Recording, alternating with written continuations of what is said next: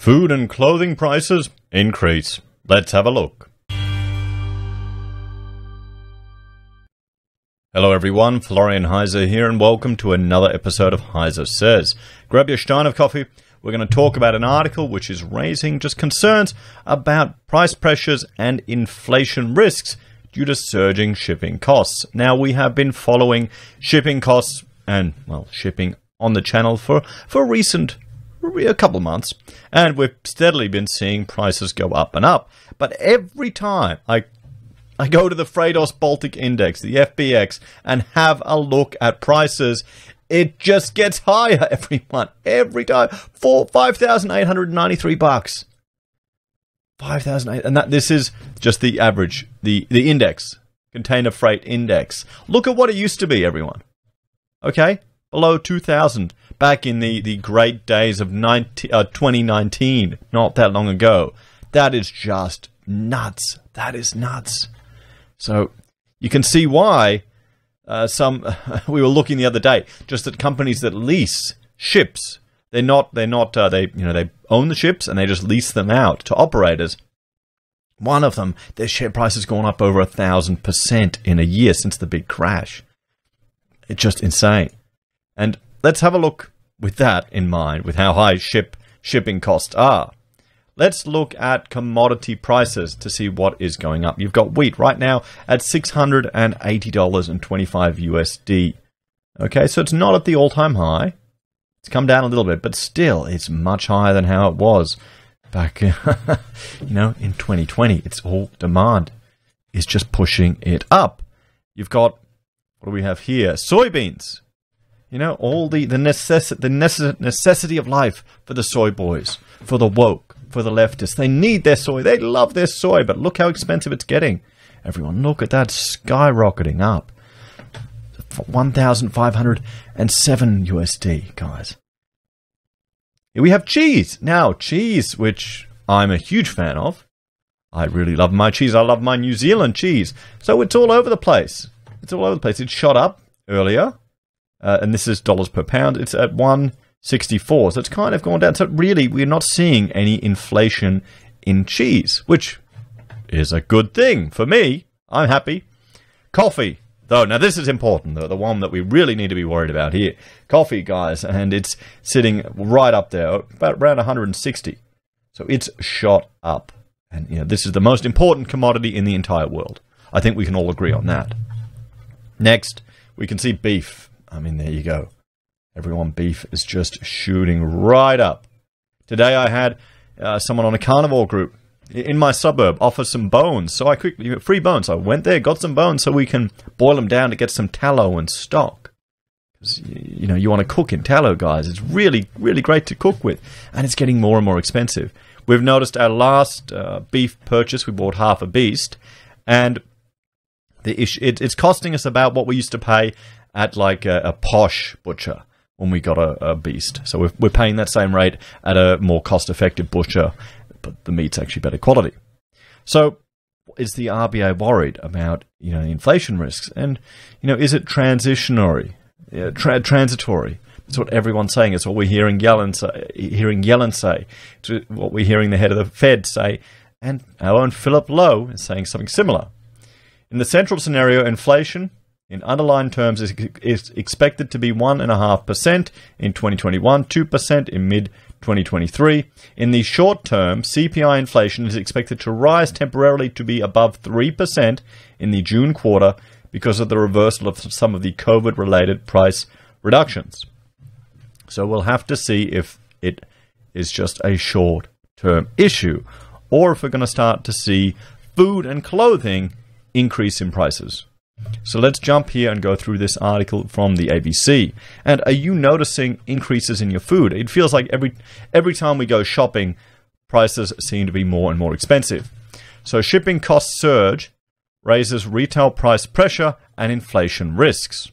A surge in demand since the lows of the coronavirus recession has sent the cost of sea freight skyrocketing around the world, and that could soon see consumers paying higher prices. And we're having viewers who are importing things in are saying it's getting more and more expensive. I'm looking at building a new computer. I'm having so many issues with my old machines. 7 years is probably a pretty good lifespan of a rig.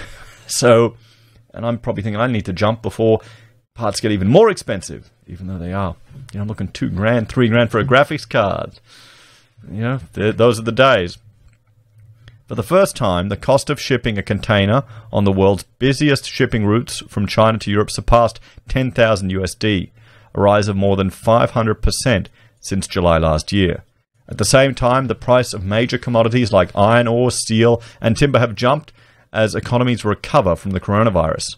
Soaring demands for physical goods thanks to government stimulus. There you go. That's inflation. Coronavirus travel restrictions, more time at home, and a global shortage of cargo containers has increased congestion and delays at the world's ports and pushed up shipping costs. Major retailers, like the Reject Shop, have already flagged price rises because they have seen the cost of importing goods double or triple. This means the price of products like canned food, shoes, clothing, and computers could increase if retailers start to pass on the higher freight and input costs. Well, they're going to have to. The retailers, that sometimes their margins are so thin, you just have to pass it on. And this is the issue.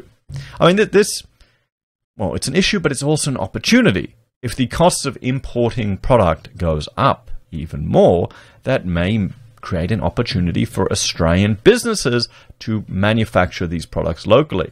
Maybe, just maybe, there might be an incentive for someone to not invest in a house or property and maybe in a business. Maybe rather than buying that investment property, they'll buy greater manufacturing capacity at their business. You never know, but that's what happens. This is what the market's signaling. But it would have to be long-term to ensure it's viable. So freight costs surge for importers. A year on from the start of the pandemic, business has boomed for Plaisden Glasspack, a national plastic and glass container supplier based in Western Sydney. The company has customers ranging from multinational companies to stallholders making jam for farmers markets. But General Manager Jane Pearson said freight costs have gone up from 20 to 50% over the past year.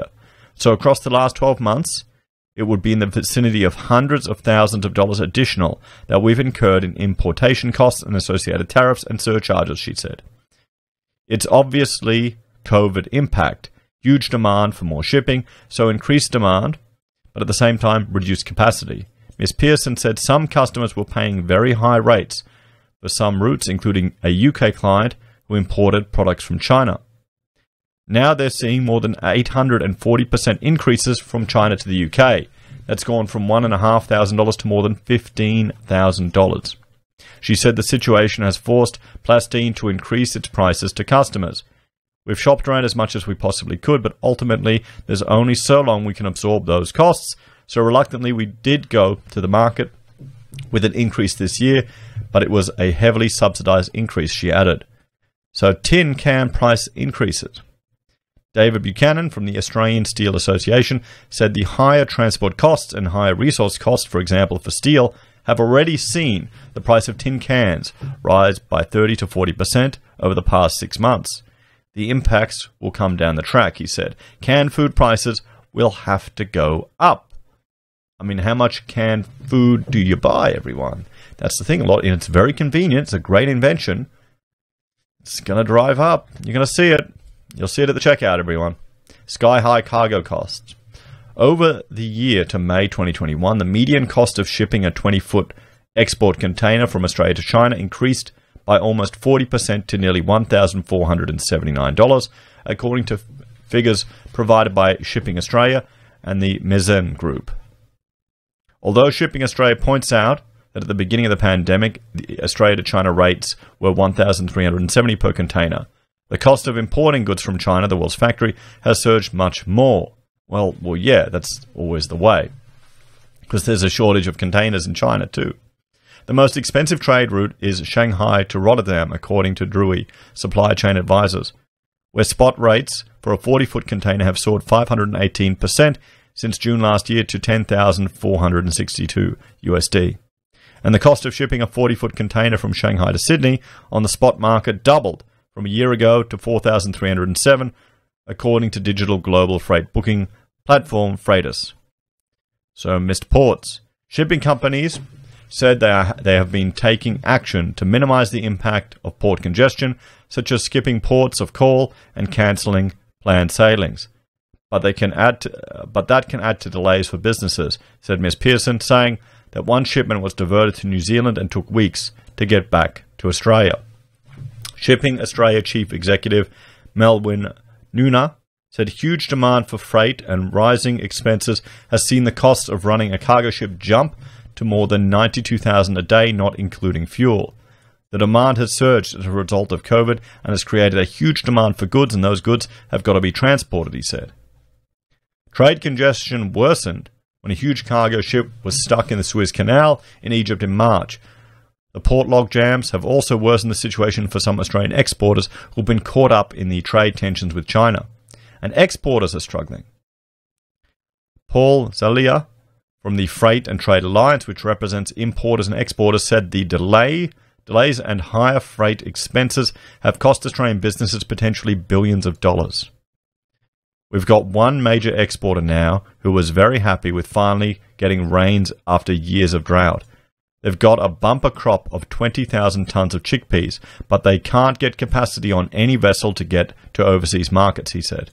He said exporters sometimes get bumped because shipping lines pick up empty containers to transport goods on more profitable trade routes from China to Europe or the US. We've got a situation where there's empty containers in these ports, and it's a struggle to get them back to the manufacturers in China and other parts of Asia in a timely fashion, he said. Shipping Australia Chief Executive Melwin Nuna said the shipping industry was trying its best to get around the logjams. Australia is predominantly an importer of goods. There's our risk, guys. So you'll have an excess of empty containers, and the shipping lines, I can tell you in the last 12 months, have been working tirelessly in getting those containers out of this country, he said. He said some of the delays were caused by poor productivity at Australian ports, which was worsened by industrial disputes. And I've done videos looking at that. If you just want to look at some of the conditions that they have on those industrial disputes. There's a build-up. There's a build-up of these empty containers right across the world because of port congestion, and I think port congestion needs to be looked at very carefully. It's the landslide logistics that we need to look at very carefully to get their act together.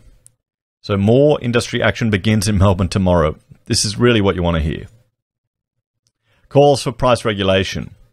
Mr. Zalia met Trade Minister Dan Tehan last week to call for regulations of the shipping industry, like in the US, where there is a federal maritime commission. The Productivity Commission is investigating vulnerable supply chains in Australia. So what we need to do is just some level of regulation to make sure the pricing here isn't artificially being inflated, and that again there's enough safeguards in place to ensure that surcharges are reasonable, he said. Mr. Nora disagreed. There is absolutely no economic justification to regulate the shipping industry, he said. It's a huge industry where you have multiple players competing against each other. Yeah, that's what you want. The record high shipping expenses for businesses look like they're here to stay for 2021 at least, or until the global economy slows down. These high prices, these high shipping prices, are market signals for opportunities. That's what it is. That's why you have. This is how the market works, guys. Bloomberg Intelligence said it expects pressure to remain on sea freight costs, putting the shipping industry on a strong footing for a record year. The Baltic Dry Index, which tracks the cost of moving commodities such as coal and iron ore, is at the highest in a decade as China's economy resurges from the coronavirus pandemic. So, what is the solution to this, guys? What do we need to consider? I mean, do we need to regulate or not? Should we regulate or not? I would argue heavily against any push for regulation in the shipping industry. The solution, everyone, is really simple. It's just time. It's just waiting. These are market signals that are going to create opportunities, and people will take advantage of those opportunities. Okay, that's it. You just have to wait. If your goods are too expensive and you can't afford it, then wait. Don't call for regulation. If you want it cheaper, look for opportunities to create new business. Maybe you could buy a source from an Australian manufacturer. Anyway, guys, thank you for watching. Please like, share, and subscribe to the channel. Let me know your thoughts and opinions on this one in the comments down below. If you're a fan and enjoy the content I create here, there are a few ways you can support us. You can join us on YouTube or Patreon. You can sign up for SelfWealth or Stake. You can use our affiliate links at Amazon, eBay, Independent Reserve, or AussieBroadband. Buy a merch from HeiseSays, use Gold Pass from the Perth Mint, or support us via PayPal. Take care, everyone, and I'll see you next time. Bye for now.